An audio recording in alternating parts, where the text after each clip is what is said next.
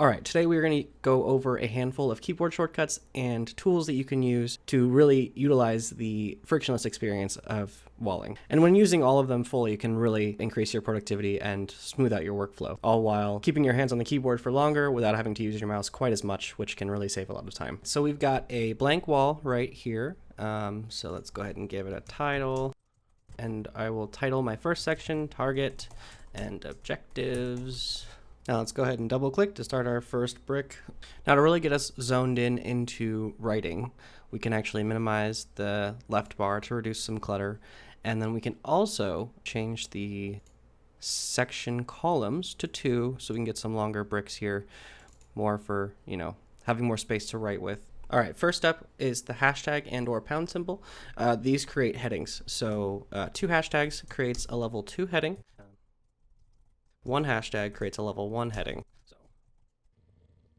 Next up is the bulleted list. You can do this 2 different ways. You can do a dash space, and that creates your bulleted list, or you can do asterisk space, and both of those create a bulleted list. And as you add more, it'll just make another bullet for you, keep that formatting.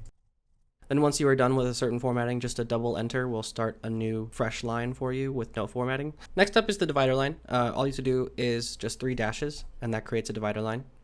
Bam, easy peasy. Then we have the numbered list, which to start a numbered list, you just do 1 and a period and space, and that starts a numbered list. All right, let's start a new brick. We've got objectives. I'm gonna color code this to a different color real quick, just so it stands out a little bit more. Next up is a checklist. For that, all you have to do is just left bracket, right bracket, creates a checklist right there. All right, next brick, target markets. Next up is the quote block, which all you have to do is use the greater than angle bracket key and space, and that creates your quote block.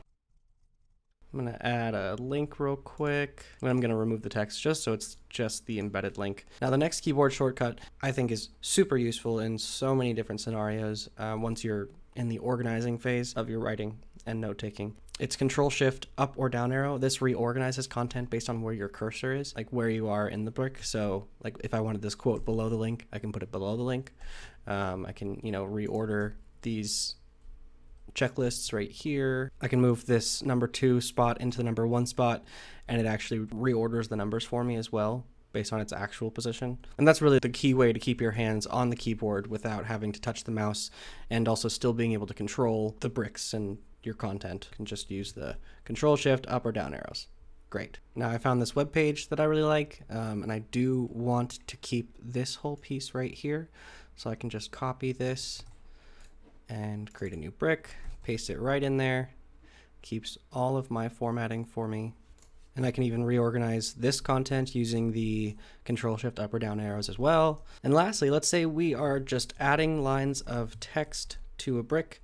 If we hold down Shift when we enter into a new line, that actually keeps the lines together. Now, so let's add some lines of text. And we'll hold Shift Enter. That'll keep the lines together. And then, now that we have this as one piece, we can actually turn this whole thing into a bulleted list. Whereas if you don't use Shift Enter and you're just, entering, it's actually going to be treating each of these as individual elements. So the Shift Enter will keep the items together and actually treat them as one. So when you do change it to something, you can just have it all together like that.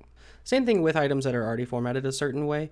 So if you just go to the piece of that brick that you want to change, you can just go into the options panel to the right of it and turn into a bulleted list instead. And that is it. That is all of the keyboard shortcuts that you can use for formatting in Walling. I did actually create a little printout if you'd like to use that to help you memorize these keyboard shortcuts. You can print it out, cut out the little dotted line and tape it to your monitor until you learn it, That was personally one of the ways that I've learned how to use all the keyboard shortcuts in the various programs, that I use. And it's always been very, very helpful. So, you can use it to learn it, and then once you have it integrated into your regular workflow, you can just get rid of it, just for a physical reminder of it when you're using Walling. So anyway, that's it for me. I hope this video and the printout help you integrate these keyboard shortcuts into your Walling workflow to really utilize the frictionless experience of Walling for your next project.